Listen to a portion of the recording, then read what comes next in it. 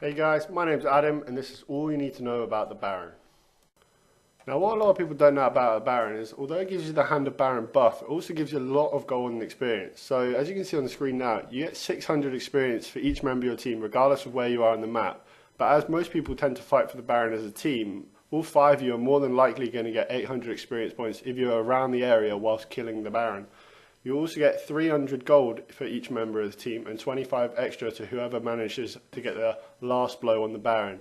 Now of course everyone knows the next important thing about the Baron, and that is the Hand of Baron. This gives you increased attack damage and ability power, and it also allows your minions to become a lot stronger themselves. This increases their health and increases their damage, which gives you massive pushing power to finish the most likely Inhib tower or even the Nexus towers. Okay, so now you know all the stats about the Baron. Now you need to know where you need to ward for the Baron if you are going to try and take it. So if I'm playing on the blue team against the red team, I want to be knowing where they're coming from and if they're coming to compete in. So my first ward will be here. This will tell me if they're coming from their base. It's pretty good, it wards both sides. It's a pretty standard place to put it. Another way they can come in is there. So you'll want to ward the river just to make sure that no one's going to come through here. It's unlikely they're going to come from this side of the map, so you're more kind of worried about the other side of the map. Of course, you can try and take the Rift Scuttler. That will give you a speed shrine, which will help you get out, and it also gives you vision of the Baron.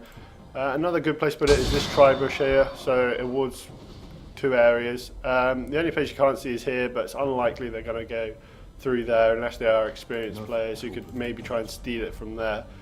Another place to ward is here, just in case they're coming from the top lane. It's just covering all possible entries for the other team, just so you know exactly where they are coming from, and so you can see it coming. If I were playing on the red team against the blue team, then again I would have a ward here, just in case they come from the top lane, and again I'd have a ward here in the river. And again I take the Rift Scuttler, but of course you don't need to ward over here or on the top. You're more worried about this kind of area, so probably put a ward here just to make sure that no one's coming through this entry. And the other place you can put one is of course here. Now you can either put it here or you can decide to put it over here. It kind of depends on what you want. I'd probably prefer there, but it kind of depends on where you're coming from. If you're coming from this side of the map, then it's probably best just to put it there. But if say you're coming from their inhibitor, then that's probably the better place just to put it there.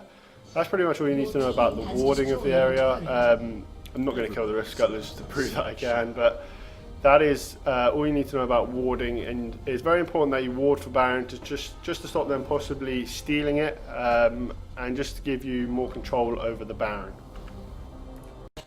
The final thing you need to know about the Baron is when you need to actually go for the Baron and when you can guarantee that your team's going to win it.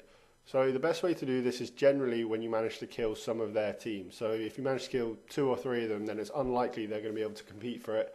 And if they do, you're going to win the team fight anyway.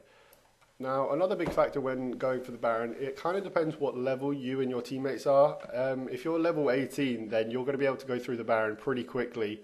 But if you're level 12, it takes a little bit longer and it gives the other team more chance to steal it. So that's another thing to be wary of. But probably most importantly is the warding, not just of the Baron, but the whole map itself. If you can tell where the whole of their team is, then getting the Baron is relatively easy. And if they are coming towards you and you decide that you aren't able to win the Baron, then you can just back off.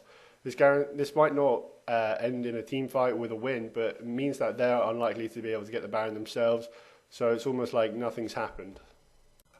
Another way you can easily win the Baron is when you are able to push a lane so far up that the other team has to send a man to go and help that lane. So this generally happens later on in the game. If you're able to get a couple of inhibs down, it means if they try and compete for the Baron, you can try and almost delay the Baron itself by just trying to wait for a team fight, because then your super minions will be pushing into their base and destroying their Nexus towers, forcing them, at least one, probably 2 of them, to go back, which means they're either going to back off completely or you're going to get a Baron and you're going to win the team fight and then most likely the game. And the last thing I want to say in this video is if your team is winning and they're winning comfortably, it doesn't necessarily mean that you have to go for the Baron. I see quite a few people, because you're so far ahead, you almost think that you're guaranteed to win the Baron. Sometimes though the enemy can steal it and it can turn the game around completely. giving them a way back in. So sometimes Baron isn't always the best option, and I always go by the thinking that unless I'm absolutely guaranteed to get the Baron, it's not worth it at all. The only way that that doesn't work is if you're so far behind that your only way back into the game is forcing the other team to try and do something around the Baron itself, and maybe you able to win the Baron and the team fight. It's quite difficult, but it's almost like that's your last chance in the game.